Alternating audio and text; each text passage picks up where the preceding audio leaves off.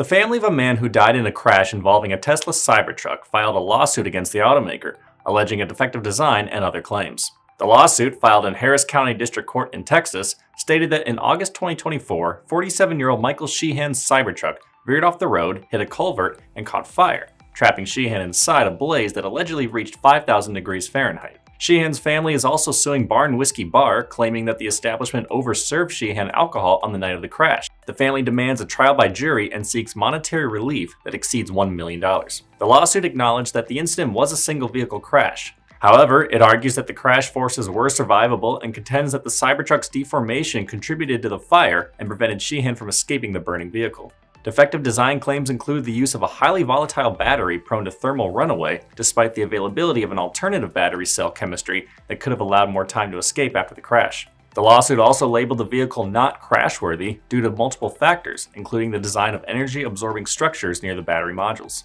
The lawsuit also identified the Cybertruck's doors as a design defect, arguing that occupants cannot open them once power is lost, and that the vehicle's alternate interior door handles are, quote, unreasonably difficult to locate in an emergency. According to the lawsuit, Tesla failed to give adequate warnings of the Cybertruck's dangers and adequate instructions to avoid the product's dangers, and that the company's negligence in the design, manufacturing, testing, inspection, marketing, instruction, and selling of the vehicle contributed to Sheehan's death. I'm Nolan Wildstein. This is Manufacturing Now.